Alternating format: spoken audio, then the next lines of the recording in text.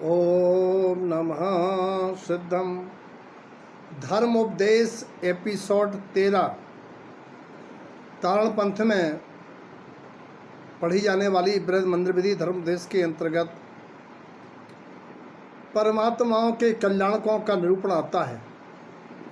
तीर्थंकर परमात्मा जो भरत क्षेत्र एरावत क्षेत्रों में जन्मते हैं उनके 5 कल्याणक होते हैं, जिनके नाम हैं गर्भ कल्याणक, जन्म कल्याणक, दीक्षा कल्याणक या तप कल्याणक एक ही बात है, ज्ञान कल्याणक या केवल कल्याणक एक ही बात है, और मोक्ष या निर्वाण कल्याणक। इस मंत्र विधि में 5 कल्याणकों का वर्णन आता है ताकि प्राणी उन कल्याणकों के अनुसार कल्याण की भावना भा के कल्याण को प्राप्त हों।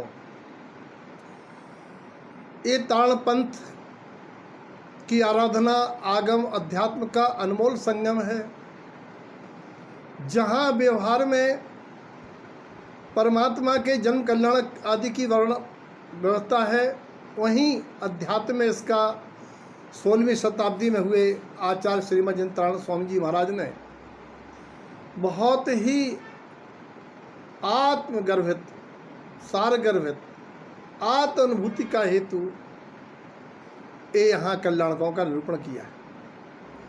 मंत्र विधि में आता है कि 8 ज्ञान 4 दर्शन ऐसे 12 प्रयोग को धारण करके मरीच कुमार का जीव, जो प्रथम तीर्थंकर परमात्मा का पोता भरत चक्रवर्ती का बेटा था, शुभ समय का मतलब है उस समय उसकी लब्धि नहीं आई थी, संसार दीर्घ था, उस समय उसने परमात्मा की वाणी को स्वीकार नहीं किया, और समय पाए शेर की पर्याय में स्वानुभव को तत्पर तभी निमित्त मेरे चरण रिद्धर निराज और सम्यक दर्शन को प्राप्त किया। उसके 10वां बाद जब समय आया, शुभ समय पाए, कुंडलपुर नगरी में राजा सिद्धार्थ माता त्रिपुरा देवी के यहाँ जन्म होता हुआ भगवान महावीर स्वामी का जन्म जान इंद्रादिक देव जन्म कल्याणक महोत्सव के निमित्त भक्ति भाव से आए और भगवान को गोद में ले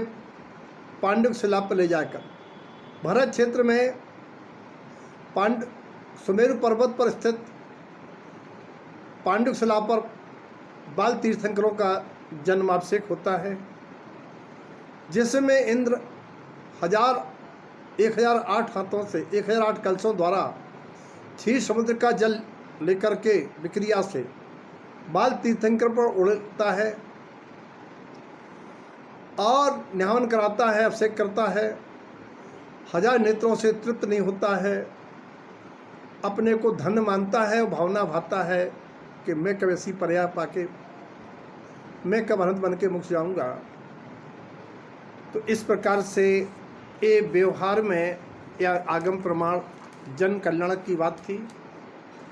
वहीं आचार्य ने श्री ममलपौड़ ग्रंथ की 79 नंबर की खुलना है कलशों की गाथा, उस पर ये विवेचन आया है कि ये जीव के जो कलश परिणाम है वही परिणाम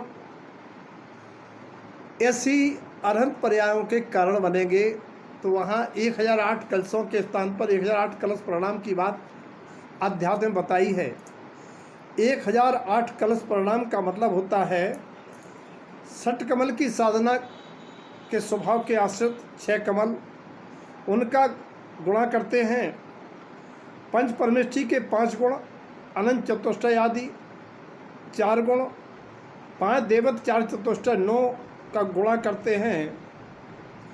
पहले अष्टांग के 8 और 10 दिशाओं के गायक दिगंबरत्व के 10, 18 नामे 162, 162 गुणे 6 करते हैं तो होता है 972, और 972 में षट कमल साधना से प्रकट हुए कमल श्री अर्क आदि 36 अर्कों को जोड़ के 1008 कलश प्रणाम होते हैं। तो एक कलश प्रणाम आदि 4 प्रणाम होते हैं, लक्षण प्रणाम, भौरत प्रणाम और जुगल नित्य प्रणाम सहित 4 प्रणाम होते हैं। उन प्रणामों की बात कही है।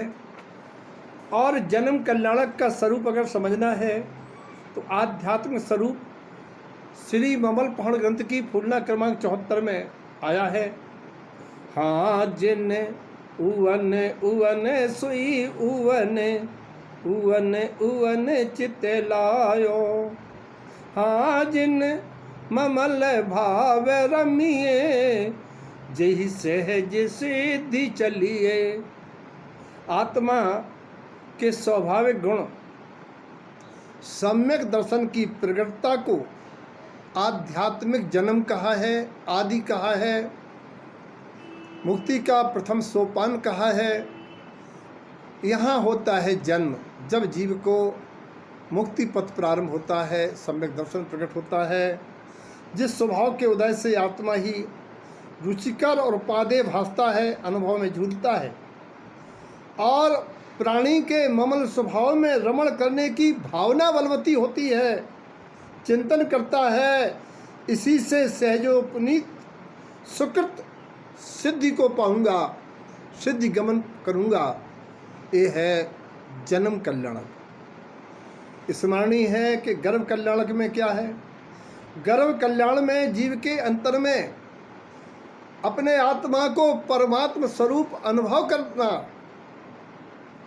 और परमात्मा की वाणी से चित्त आराधना द्वारा मुक्ति की प्राप्ति का सिद्धांत करना, रत्नत्रय को ही मुक्ति का मार्ग जानना, यानी जनवाणी की श्रद्धा का आना और अपने अंतर में उन गुणों की प्रगटता की भावना होना, ये है गर्भ कल्याण।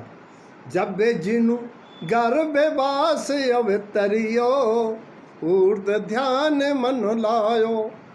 जब अपने अंतरंग में आत्मा की ऊर्धता, उत्कृष्टता, ऊर्ध्वगामी स्वभाव की अनुभवन होने लगता है, विचार आने लगते हैं, तो समझ लो जिन्हें परमात्मा की श्रद्धा हृदय में ग्रह हो जाती है, वहाँ गर्व हो जाता है।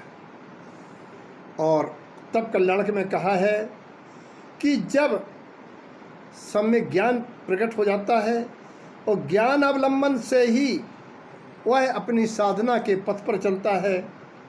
और ज्ञान कल्याणक में आत्मा में जिस समय केवल ज्ञान की प्रकटता, निर्विकल्प दशा, ममल भाव, वीतराग दशा, ये है ज्ञान कल्याणक।